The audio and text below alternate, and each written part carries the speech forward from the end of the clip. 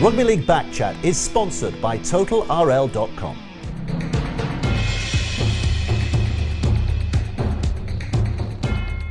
Welcome along to a Rugby League Backchat. We're here at the Pit Sports Bar in Leeds, and joining us this week, the editor of League Express, Martyn Sadler. From the Sunday Times, Chris Irvine is here, and Ron Knox, Rugby League fan, has joined us as well. Welcome, one and all. I feel we should be on champagne today.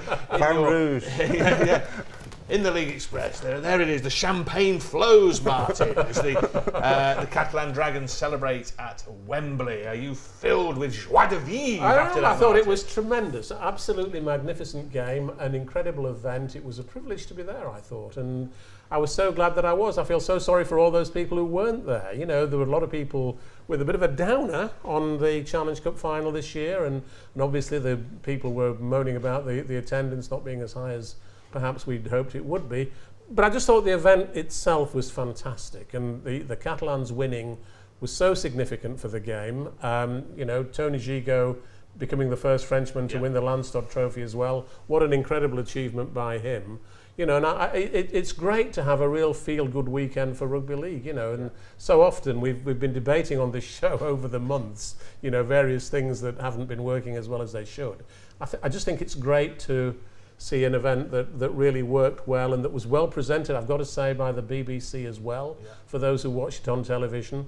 You know, it was a weekend when rugby league, I thought, really had a great weekend. Yeah, I think it was a thoroughly enjoyable game, a game that went right down to the final few seconds when Warrington were trying to chase an equalising score. What did you make of it, Chris? First of all, chapeau Catalans. Chapeau Catalan, yeah. I thought it was great. It's a great story. Look, 1999 London Broncos reached the final, and that felt something different and special. 1998 Sheffield Eagles got to the final, and famously the definitive sporting triumph of the underdog, beat Wigan. And Catalans winning had that sense of history. There's a real sense of history at Wembley on Saturday. 123 years of this competition, 117 finals, and we had a French team winning, the great... That's not unashamed to say it, the great Northern showpiece was won by Catalans. It was a fantastic achievement by a club 13 years into its existence, who'd been there before, didn't work out for them in 2007, but went that one step further. A big shout out here for Bernard Gouache. He'd been part of this project for so long, 6 years in the making, to bring the two clubs in Perpignan together to create that Catalans whole, and what a triumph for Bernard Gouache. Yeah, well, let's be honest.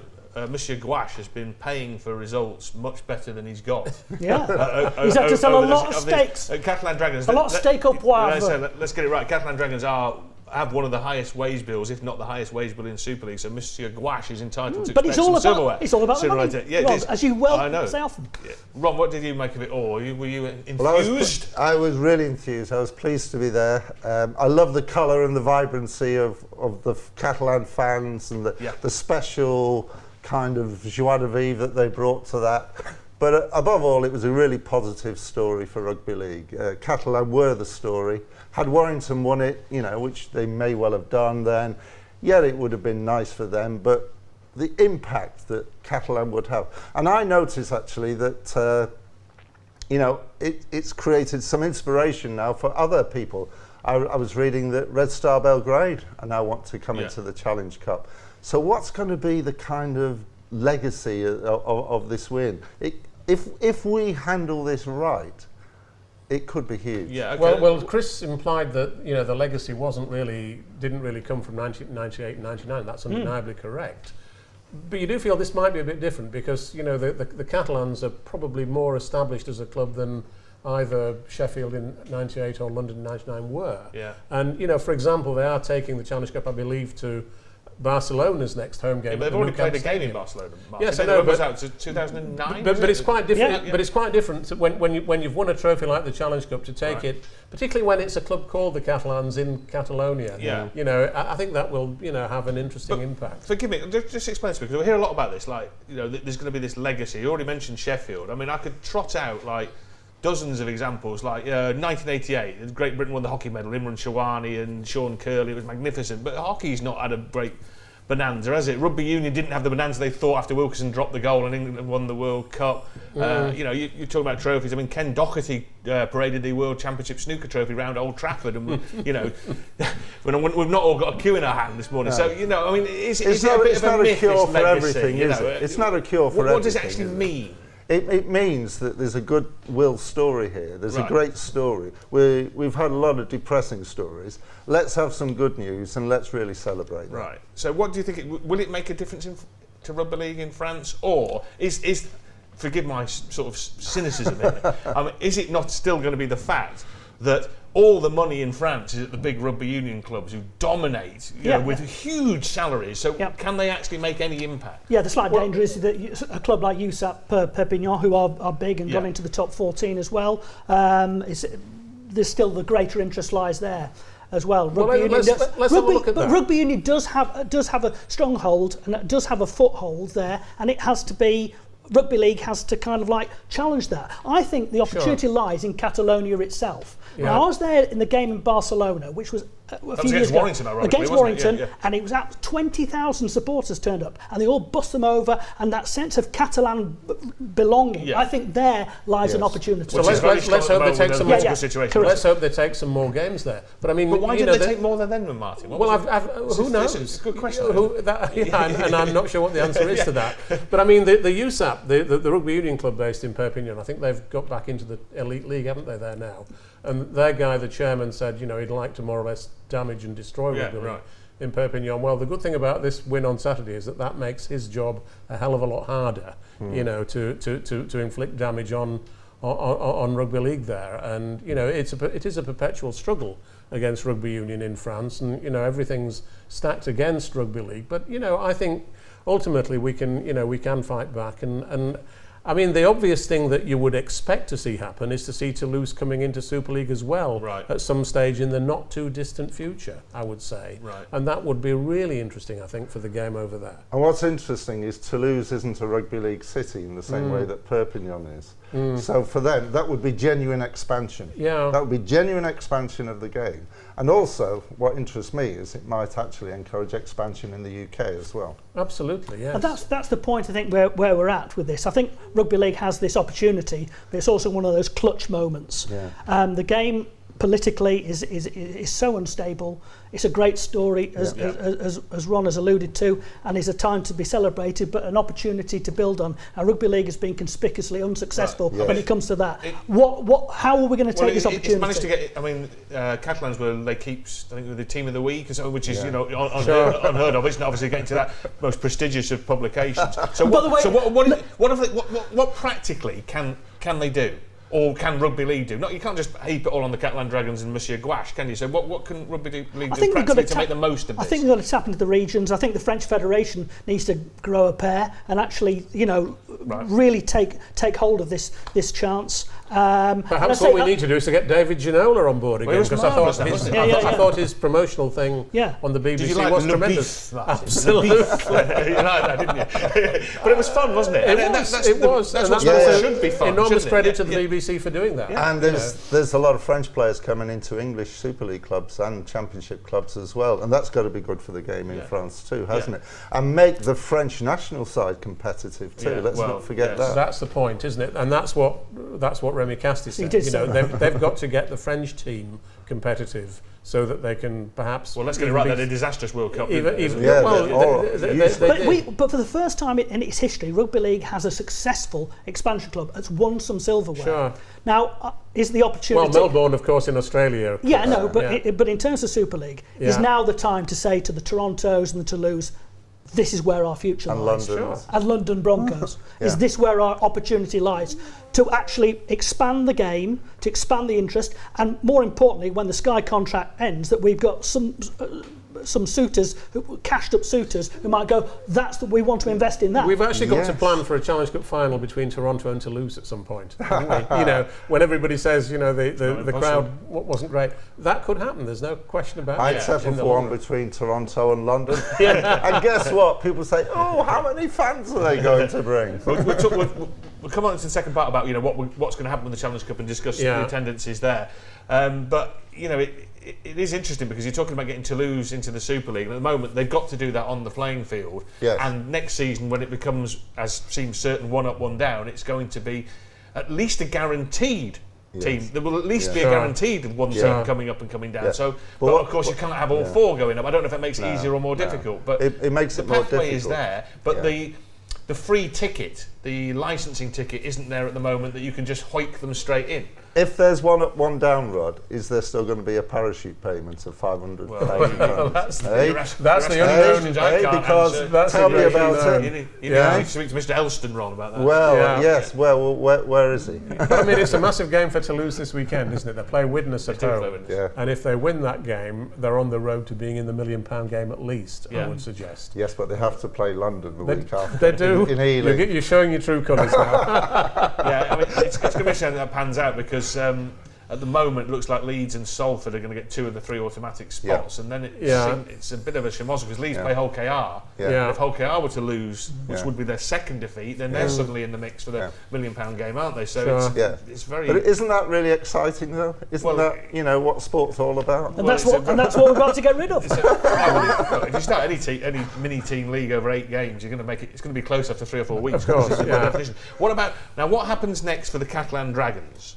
Because no team has backed up a Challenge Cup final win with a victory since Warrington in 2012, and that's the only one since 2008. So they play Castleford away. Are you expecting what are you expecting, Martyn? A disaster? I'm expecting a lot of young champagne-fueled capitulation. I'm expecting a lot of young French reserves players to come into the Catalan side, and I think they'll play probably better than we might anticipate. But it doesn't matter anyway, does it? Well, they can't. They've won the game that matters. They can't qualify for the top 4, can they? No. So realistically, it's a champagne tour around the United Kingdom. We've not mentioned him yet. We've not mentioned Steve McNamara yet. And Steve McNamara, I think personally for him, what a fantastic story. Oh, Steve was very much part of the last Bradford side on the coaching side that won the grand final in 2005. A lot of people, he's talked to a lot of Bradford players at the time saying Steve McNamara was instrumental in that. He then moved on, part of the England setup and again at Bradford, and then he took himself off after England with some success. Won a series against the Kiwis. Well, let me just quickly tell you there. England, he played 12 games, which I'd call proper matches against. I won't even mention the Italy match. New Zealand and Australia, where he won 3 and lost 9. And Wayne Bennett has played what I call 5 proper matches and won 1 and lost 4. So his record stands up. But he went away. He got some time under his belt in the NRL. He came back in difficult circumstances, and they really were at Catalans. They won that game. It had a terribly difficult season. Do you want the facts or the narrative? Oh, go on. Right, he took over in 9th last season. The Catalan Dragons. They finished 10th, and this season they finished 8th. Yeah. Well, they got into the top 8, and they won a Challenge Cup. That's good enough. Right? That's progress enough, isn't it? Right. Do you want some more facts? Go on. Under Lauren Fresneau, who had Fresneau won 60 league games, drew 6 and lost 62, and McNamara, including last season's qualifiers, has won 16, drawn 1 and lost 21. Right, but it's the quality of the games that you win, and they won at Wembley. Right. So in terms of shows your medals, he's done better. His results are pretty similar to Fresco, and a lot worse than Trent Robinson. But let's get it right. I'm being disingenuous. I'm being unfair actually, because their performance against St Helens in the Cup semi-final was clearly, in my opinion, the best performance of the season. Absolutely superb. By any team anywhere. By any team anywhere against a team that had only lost at that time, I think, twice. Totally dominated. Oh, 3 times. I think they'd lost 3 at that time. No, twice. They'd lost twice that time. St Helens. So, I mean, a brilliant performance. So credit to Steve McNamara and his team. And tactically great, because they were tactically great. They shut Roby down in the game, and basically shut Clark down in this game as well. And ironically, they played better in the semi-final than in the final, didn't they? I thought they were better in the semi-final. But credit and kudos. And isn't it great that Catalan, if you add Sam Tompkins to that, as they are, yes, as you rightly say, Ron. And they've got some momentum now. They've got some belief. Then top 4 next year, who knows? And is that a great story for Rugby League? They've been in a game of getting to the grand final on a couple of occasions before, haven't they? When you talk about Tompkins, obviously a full back, Tony Gigot wins the Landstod Trophy playing at full back. So that's there's going to. But that's what you want Martyn into. That's what you want for places. No doubt I about want to it. get rid of champagne Tony Gigot. yeah. Anyone who backed him for the Landstod Trophy at 16-1 was celebrating long into the night. Well done. Did you? Right. Now, look, just quickly, let's talk about Warrington. Now, let me give Warrington fans some hope here, because the last 9 Challenge Cup losing finalists have won their next match. It's a brilliant statistic, and let me sort of risk the ire of Hull supporters. They've got a hand-picked opponent in their next game. They're home to Hull, who've lost the last 6 matches. Yes. So can they continue the sequence of runners-up winning and then go on to finish in the top 4 gloriously? Well, I would have thought so, because Hull have been so disappointing recently, haven't they? And I think they will want to bounce back, particularly in front of their own supporters. So I wouldn't be surprised if Warrington beat Hull, tonight in tonight's game. But you can't bank on it. But they need to win, because they need to keep 4 points ahead of Huddersfield. Yeah, they do. Don't they? Yeah. If they lose against Hull, then Huddersfield are really sniffing. Yeah. And they play Huddersfield. They do. Yes. Well, they last do. year Wigan lost. Similar circumstance to Warrington in the final to Hull. It was a real close contest, but went on to win at St Helens in the next match. So maybe Warrington will be okay. All right, in the next part of Rugby League Back Chat, we're going to look at the Challenge Cup, attendances, and what can be done to revive the famous old competition. Join us in a couple of minutes.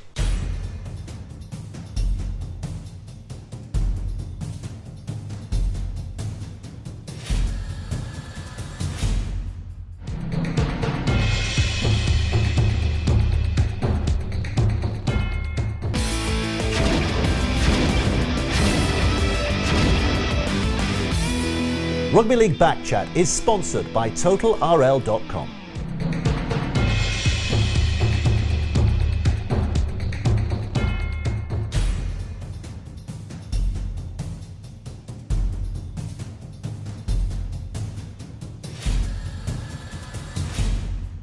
Welcome back to Rugby League Back Chat. We're here at the Pit Sports Bar in Leeds with Martyn, Sadler, Chris Irvine and Ron Knox. Right, OK, the Challenge Cup final, the scene of the historic triumph of the Catalan Dragons.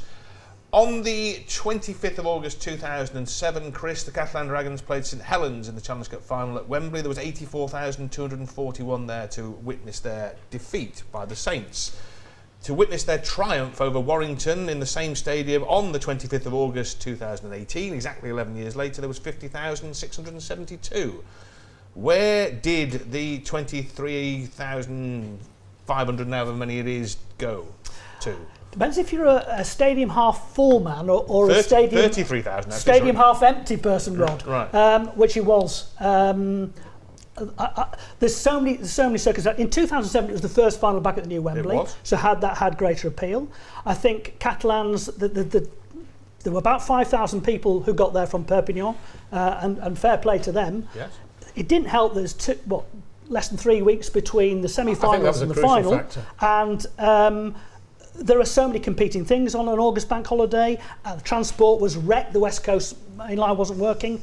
But the real fact is that the Challenge Cup has been neglected by the powers that be for many, many years. We just expected to be filled, and then they started to panic when it quite realised that it wasn't going to be anywhere near half full, and £50 tickets were suddenly marked down at 15 quid, and they closed the top tier. But even the number of flags they put there couldn't disguise the fact on television that there was a lot of. But this has got nothing to do with Catalan. It's got nothing. It's got everything to do with the Challenge Cup. Everything to do with the Challenge Cup and the promotion. I didn't recognise anybody from London there, for example. There was on the 2013 semi-final, England versus New Zealand. About half the stadium were London-born people. Yep. That was amazing. We've not built on that. Nope. No. And now, because the RFL don't care, so people say, well, why should I? Then people don't bother anymore. Yeah. And if you cannot say because there's an expansion team there, they're not part of our game, therefore, we're not going to bother. I didn't see anybody there from Wakefield, Salford, Widnes, there's very few. The point was, it was a great story. And it was a brilliant story and part of history. Match. So something's going somewhere went wrong with the selling and marketing, yes. if there is any of the Challenge Cup. The really interesting thing this year is that the semi-final, the double-header semi-final at Bolton, drew a sellout crowd. Now, why was that able to draw 27,000 people? You know, when you wouldn't have expected that really for a game at that stage of the competition. I think the fact is that they had 9 weeks between the quarterfinals and the semi-final, so they were able to sell those tickets in that period. When you've only got 3 weeks between the semi-final and the final, that's just not enough. There's only 2 or 3 weeks between, you know, say Liverpool winning the European Cup semi-final and getting through to the final. There's a week between the semi-finals and the grand final. So all those things. 1 week. Yes, but how far? And what was the gap in 1995 between the semi-final and the final? Well, probably greater, but I take your point. You know as well as I do that it used to be like the great day out for everybody in rugby league, didn't it? Yes. We can all remember that, and everybody went to the Challenge Cup final because it was the showpiece occasion. It was the end of season showpiece, really, but it was a marvellous occasion. So in those days, I can recall in those days, in the early days of League Express, for example, we would have, on the Monday after the Challenge Cup final, we'd have a massive advert saying, make sure you buy your tickets for next year's game. Right. The Rugby Football League don't do that anymore. I don't know why. They don't seem to want to, they don't seem to want to use the Rugby League press to advertise anything. We over the last 3 weeks we had absolutely no contact from anybody trying to sell the game in any way. Martyn, do you think that the same angst-ridden conversation about the attendance is being having at the Rugby Football League, or do you think they probably kind of slap themselves on the back saying we did okay? Well, the fascinating thing about the RFL, on Sunday we were putting League Express together and we were trying to get hold of anybody from the RFL for comments on how the day had gone the previous day. Nobody was available whatsoever. They'd all seemingly gone on holiday or gone off to a music festival somewhere. One of the people there, and Ralph Rimmer, we couldn't get him for love nor money. Right. So weren't they thinking? They don't care, do they? Weren't they thinking that people might be wanting to get in touch with them to get further information about this incredible game that we'd all seen the day before? I'm going to come back to that in a minute, but the fact is nobody knows why people aren't going, because if we knew, we'd do something about it. So we're all having a guess here. But let me throw you a few theories that have been thrown about. There's too many other showpiece occasions like the grand final and the Magic Weekend, which of course didn't exist before. Is that no? That's another no. Right, it's too expensive. No, no, must be joking. Not when it's only £15. £130 for an NFL match. Right. Okay. It's too far away. No. Did they think that in 1929? Wembley's always been a long way. Why don't they move it around? So all these things that that are being thrown about don't seem to be the answer. But there must be a reason. Well, I think one of the reasons is it used to be you get on the train, in my case from Leeds, and you'd be packed with people, groups of people going down there. I went on the train. There wasn't hardly anybody going down to the final. Is the date wrong? That's another one. Move it back to May and everything will be fine. No. Right, well that's another theory, isn't it? That's an easy solution that just wouldn't work, in my opinion. Okay. It's a symptom of a wider malaise in the game. Right, now I think we're getting somewhere. And so the fact is that after 3 years of the attendances for Super League being static at just over 8,000, literally like moving up and down by about 20 people, this year most of the Super League clubs have got attendances that are in decline. Yeah. So is there actually a fact that it's not the Challenge Cup that's the problem here, it's Rugby League that's the problem, and the gates are being affected everywhere? Yes, it is. No one's getting excited like they should be getting. Right. The best thing that's happened in Rugby League for a while is the qualifiers. Exciting, it's what sport's all about. The Rugby League want to get rid of it. Right. Give me a The break. thing is, we want a climax. We have a climax in Rugby League. Okay, in respect to the grand final, we have a climax of playoffs and Super 8s, where crowds actually go down. We're going to climax, there's nobody's interested. No, but the grand final will be full, won't it? Of course it will be. So But that's part of the. Is the grand final affecting the Challenge Cup? I think it, in a certain way, Possibly. I think it's supplanted it as the key. Traditionally in Rugby League, the championship finals that used to be in the old days came either a week or 2 weeks after the Challenge Cup final. That's right. So you can't say that.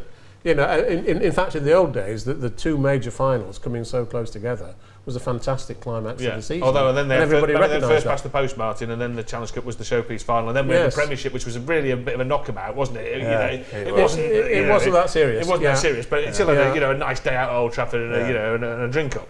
Right. Okay. Interesting. You say that you couldn't get hold of anyone from the Rugby League on Sunday.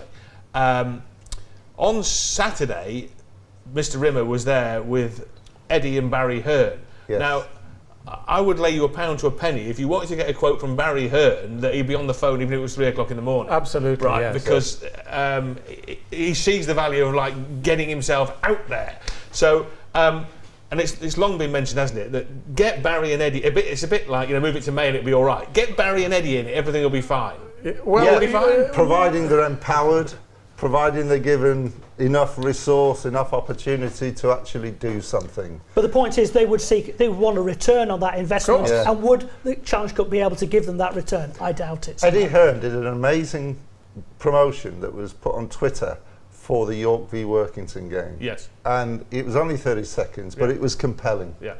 And you listen to the guy and think, that's an event. It told you to buy tickets for that Workington York game, didn't he? And when you saw it, you thought to yourself, I'd better think about doing that. If he'd have done that for the Warrington Catalan final, would it have made a difference? I think it would. Look, Eddie and Barry are both very charismatic men, and Eddie sells his boxing fights. Anthony Joshua's absolutely superbly, and Barry, of course, as we know, heavily involved in the darts and the snooker and doing similar. But they're going to have to see some kind of way of making money. They're not a charity organisation, Matt. No, but they see an opportunity. But the point about the Hearns is they talk the thing up. They heighten the controversy, the kind of battle between. We don't. In Rugby League, we do actually the opposite of that, because you've got press officers and all the rest of it. Right. You're not allowed to speak to so and so. Don't upset so and so. I'll tell you one thing I think the Hearns down. would do.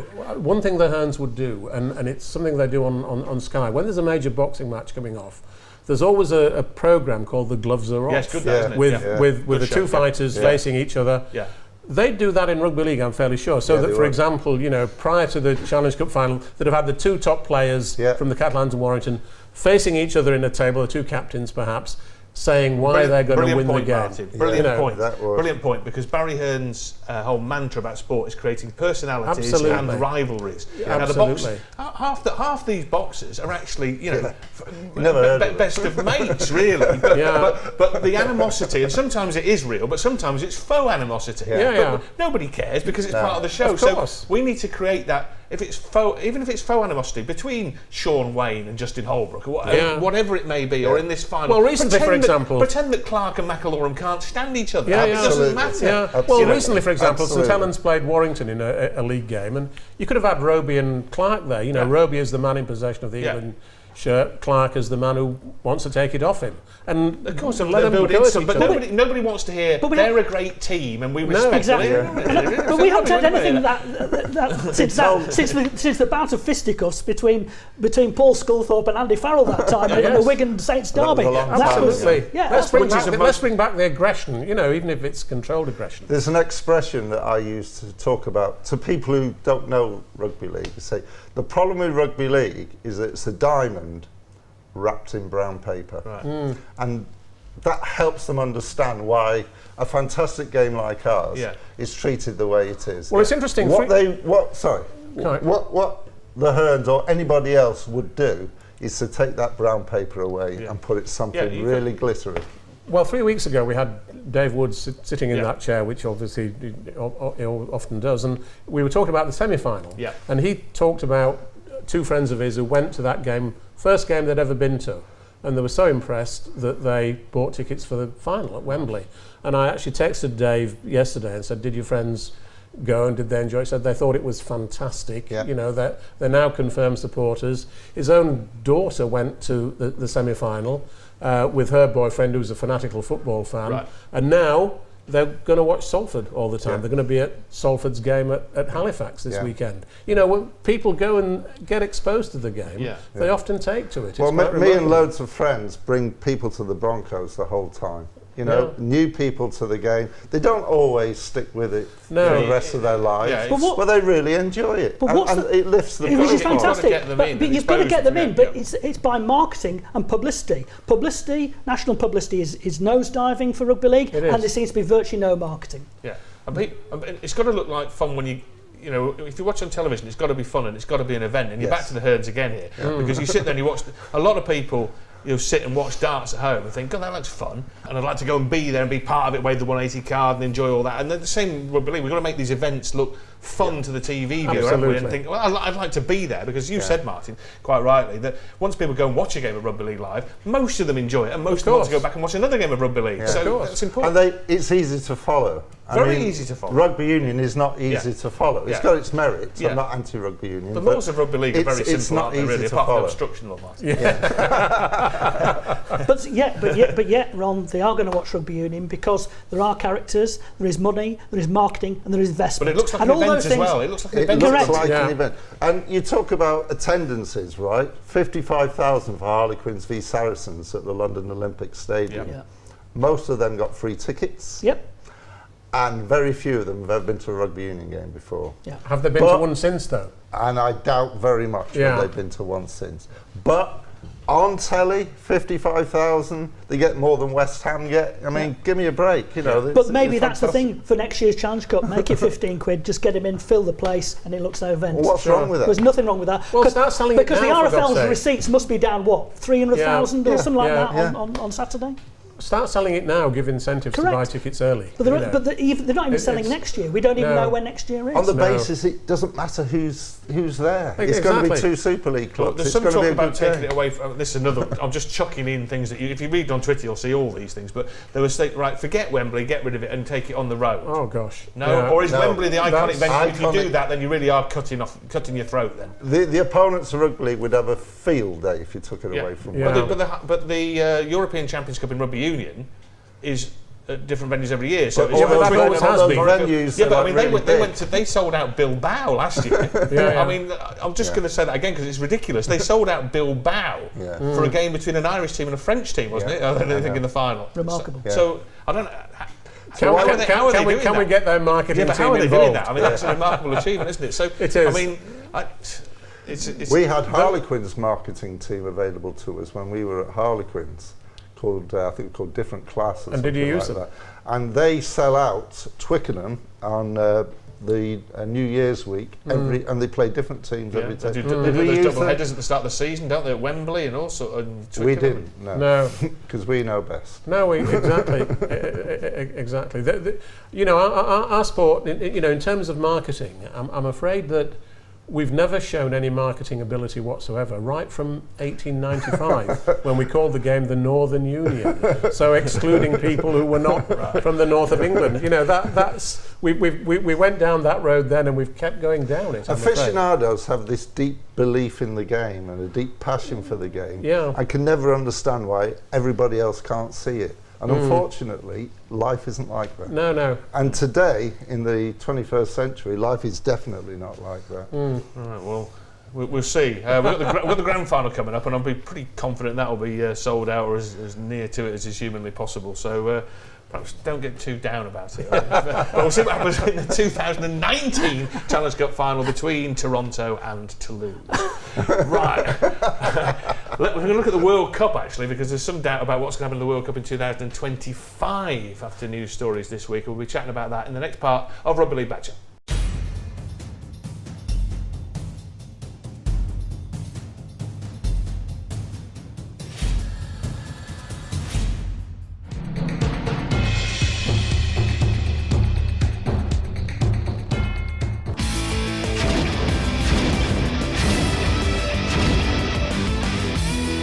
Rugby League Backchat is sponsored by TotalRL.com.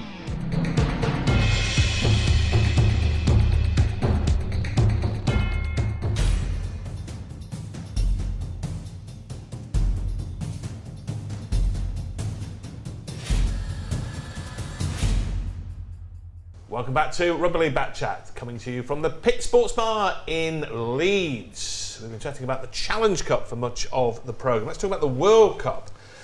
Martyn, how concerned were you with the stories this week coming out mainly of New Zealand, that the New Zealand Rugby League still haven't been paid the monies they've been owed by More Sports International for the Denver Test? Now, I linked that into the World Cup, of course, because Mr. Moore has been given the job of almost running the World Cup in 2025 in the United States. Does this call that whole competition into question? Well, of course it does. Yes, I mean, the RFL, we ran the story a week or two ago that the RFL haven't been paid. their part for that game, and I know Ralph was quite upset about that. Every right to be. So I mean, it's got to call the thing into question, hasn't it? In the United States, you know, the obvious perhaps alternative venue is France, I would have thought. Right. At this stage, given the Catalan success at the weekend, so perhaps we need somebody who is going to be capable of organising it there. But I always thought the American thing was a bit of a fantasy, really. You know, it's hard to really imagine that you can generate the interest in there over such a relatively short period of time. I mean, I thought the Denver game was a tremendous match, I've got to say, but you know, they've been hoping for 40,000 and they got 20. So it's not surprising that Jason Moore has presumably lost money on it, and you know, might have a cash flow problem. It's not inconceivable. I mean, I'm sure that Jason Moore is a genuine guy in wanting to promote that World Cup in that country, but you know, when you get off to a bad start like that, it does call it into question, doesn't it? Right. And it also calls into question the whole expansion around Toronto and New York and all the other things. Sure. That would slow down that expansion dramatically. Rugby League's had a lot of false dawns, hasn't it? We remember in London the Richard Branson era at Virgin, and that was such a highlight. You know, you can't imagine Richard Branson being interested in striding out anymore. onto Wembley in his open neck shirts in 1990. And you know, anything is possible when guys like that get involved. Yeah. You know, Rugby League is probably the only business that Richard Branson's failed at. Crystal Palace might have something to say about that. Yeah. What's interesting about Virgin is they haven't bothered with sports sponsorship since. No. Not since, and I think that's because they were worried about the effects on their brand. Yeah. But it always seemed this thing about 2025 conveniently a long way off, and still is. It was 2 years ago, I think the announcement was made. Yes. There'd been in the US and Canada. It always seemed pretty impossibly glamorous. It sounded good. I mean, it's like at the end of the Magic Weekend. Yeah. Yes. Ralph Rimmer talks about New York next year. Where does that come from? And I felt the same with 2024. Where does that come from? On what basis are we going to have a World Cup in the United States? Then we had the Denver thing, which caused huge controversy. That's a 3-year contract. Well, I doubt we'll see the other 2 years. That's a great question. Let's just briefly address that, because the New Zealand Rugby League, and by the sound of it, and I'm surely Mr. Rimmer and the Rugby Football League are not going to go back to Denver and risk not being paid, are they? Well, the fact that'd is, be absolute madness. Well, the fact is, if you've got a 3-year contract, part of the contract was that they would be paid their first tranche of money by the end of July, I think it was. So if you were in charge of the Rugby Football League now, Martyn, would you say, and let's say you do get paid in a few weeks' time, eventually the money does dribble through, would you go back to Denver again and say, or would you say we want the cash on the gate, or would you say, okay, we'll take you on trust this time and try it again, or would you say, I'm not having a bar of that? You'd want some absolute guarantees. Right, okay. You know, but how can look they be for absolute guarantees unless you get paid up front? Well, you'd want to be paid partly up front, of course. Right. But you'd want personal guarantees from people who's. Wouldn't you hold it in a different venue than Denver? Yeah, Perpignan. Why don't you? England v France. What about Toronto, the Lamport? What about New York? You'll get me started on the pitch markings in there. Yeah. No, so I mean, is Denver now? Is Denver a non-runner for 2019? I would have thought it probably was. Could it crop up somewhere else in America? We've seen Rugby Union taking all over America. the Red Bull Arena in New York. I mean, they were going to play Australia. Well, the v All Tonga. Blacks against Ireland, wasn't it? That was Ireland, There's a big Irish Chicago, community. Chicago. That was. They were going to play Australia v Tonga at the Red Bull Arena in New York, which is a 25,000 seat facility, which strikes me as just about the right size for that sort of outreach international game. Fantastic weekend away as well. Yeah, absolutely. Who wouldn't want to go to New York? But you needed someone else to promote it, or would you? Well, who knows? Who knows? Without knowing the details of the contract between More Sports International and the RFL, it's hard to say. Do you think, though, Martyn, we're going to see the World Cup in the United States in 2025? Well, at this moment, I'd say probably not, because, if the RFL don't get the money from a one-off game, then they can hardly feel confident about getting money from. And we talk about the credibility of a sport. What's this credibility of a sport that says we're going to have a World Cup in 2025 in the US and it doesn't take place? We just don't have the infrastructure there, do we? For rugby, it's. I mean, it's interesting. But why announce it in the first place? We talk about Rugby Union, for example, and they set up a professional competition in the United States that crashed after a year. So, I mean, that surely sets alarm bells ringing, doesn't it? You know, that perhaps the audience isn't there for either of the But you two can't hold camps. it in Australia. I don't know if you went to Australia last Oh, year. I did. absolutely disastrous. There was nothing about the World Cup in Australia. No. But I did go in 2008, and Yeah, well, it was a there huge was. success. This is bizarre, Yeah. but it's a great point you make, Ron, Yeah. because it was commercially Yeah. poor, wasn't it? It was, But extremely as Chris poor. says, in 2008, it was hailed as this brilliant It was. piece of work. Well, if the NRL say this is a waste of space, Yeah. then people say, yeah, okay, it is a waste of space. Yeah. Yeah. Well, I think, you know, holding it in France or even holding a World Cup in New Zealand would make more sense Right. than Okay, so going to... if you were the France and the rest of if you were the bear in mind- Dubai? right, You get right, so it's 48 it's degrees. 7 years. No, hold on a minute. It's 7 years away. 7 years away, near enough, right? If you were the RLAF, would you say we're going to pull the plug now because we cannot have the plug being pulled in 2024 and the whole thing collapsing? Would you jack it in now and say, right, that's it, you've had your chance? Well, you'd abandon it completely now. Obviously, you'd look at the figures. You'd look at the the submission from More Sports International. Look very hard at it, and as I say, you'd want some financial guarantees that I'm fairly sure that More Sports couldn't give that far ahead. Right. So would you pull the plug now?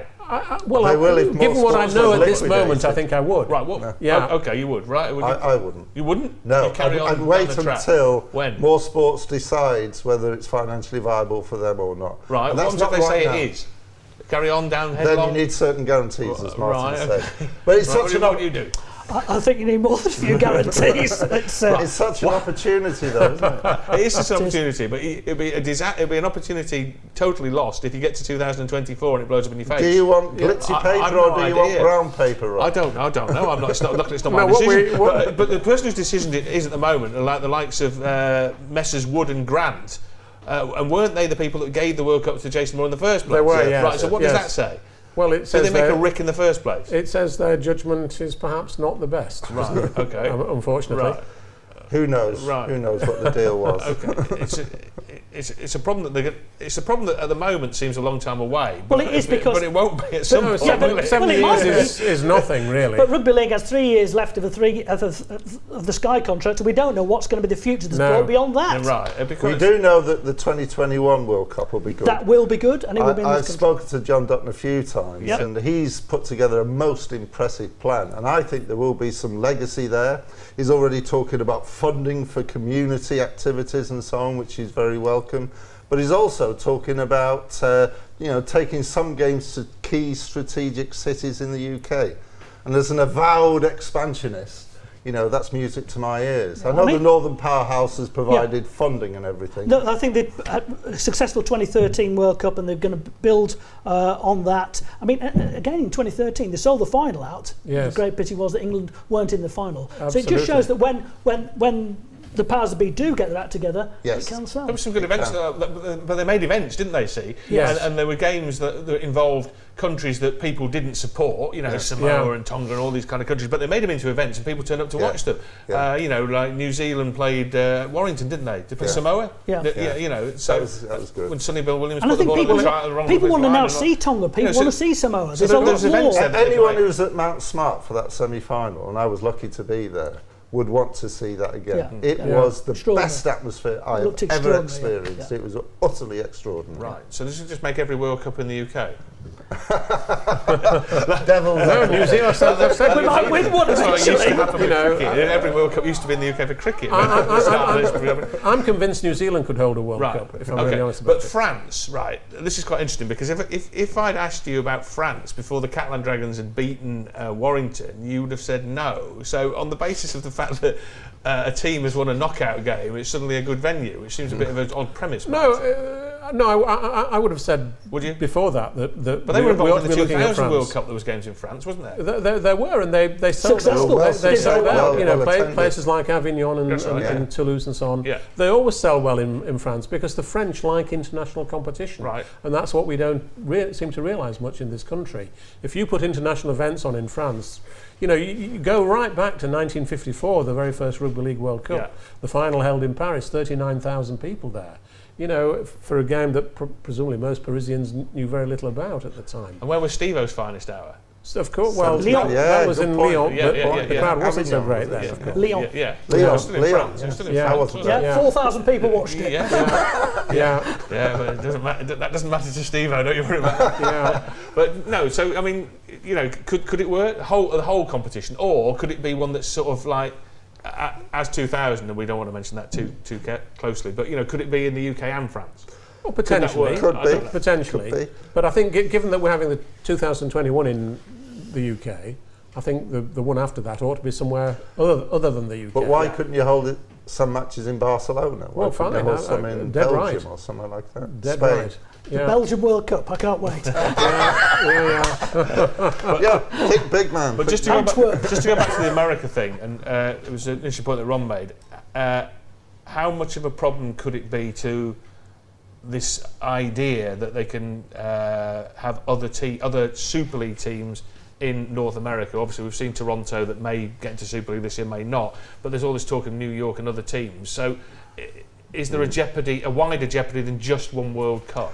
Well, there's a very big jeopardy. See, London have had 38 years of being condescended to and patronised and, a bit of an outsider. 38 years later, we still feel like an outsider. I'll guarantee Toronto feel like an outsider and they're treated like an outsider. So how do you arrest that feeling that this is our game and you're not allowed to touch it and so on? It's by doing things like, But it's breaking down that parochialism that stymies and holds the sport. And one of the reasons that it's held back is Rugby League is fishing in a very small pool demographically at the moment, for players, for sponsors, for fans, everything. Opening it up opens up new fans. The point we were talking about. But one of the problems, Ron, is that in Rugby League the clubs have enormous power, don't Yes, they? they do. They've formed Super League. They've partly broken away from the RFL to set up their own chief executive and so on, and presumably an administration that will come on board to support him. And the clubs, whenever you give clubs power in any organisation, they think short term and they only think about their own interests and trying to protect themselves against any interlopers as it's they see Project them. Fear. Well, it is, and you've got to get a situation where a sport isn't actually dominated by decision makers at clubs, where you've got an independent group of people who will drive a sport forward for the good of the sport. I think the best example actually of a sport that works well is Major League Soccer in the United States, which has expanded enormously. And the business model there is what they call the single entity model. In other words, Major League Soccer owns 75% of all the clubs. So they can make decisions that benefit the whole game. And the individual clubs can't prevent those. Martyn, do you think, though, that this sport is at the point of an existential crisis now? Yes. That its future, its very future, is threatened, and that without fundamental change, we're back to where we were at the 90s. We're going back. Before Well, Super I League. would think that. I would think that, Chris. If it weren't for the fact that I've been watching Rugby League all my life, and all my life Rugby League's had an existential crisis. It's a sport. 1996 was okay. It's a sport that's perpetually in crisis mode. And it's true. There are clubs that are struggling. The game itself is. I'm afraid I'm old enough to remember 1972-73 when David Oxley and David House took over the sport.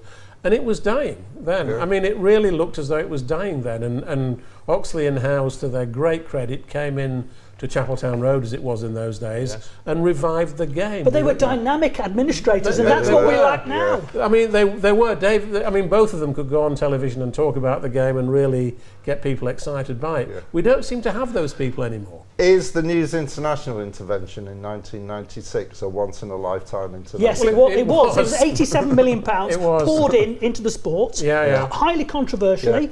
The accusation was that the sport has sold its soul to Murdoch and Sky and News International. Well, but without that money... You want the money, if you're going to we're not going to change anything. If you're going to sell your soul, you might as well do it for £87 million. That's right, but that's what happened. And that gravy train, which clubs rely on, might be about to grind to a halt. So we're not going to get that intervention again now, are we? Well...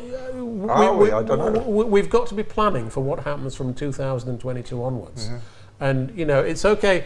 It's a typical thing with rugby league. We're panicking about next year, but the money actually is guaranteed for next year. So there's no point in doing that, is there really, in a sense? What's really important is what's going to happen when this TV contract runs out. Right. So we've got to get that in place as soon as possible. That is it. We had to cut the debate short. That's all we've got time for, I'm afraid. But there is just enough time for me to say check out our website, www.freesports.tv. Let's thank our guests. Martyn Sadler from League Express, Chris Irvine from the Sunday Times, and special thanks to Ron Knox for popping all the way up from London to join us. Thank you, Ron. OK, Dave Woods will be in this chair next week. I hope you'll join us for more Rugby League Back Chat.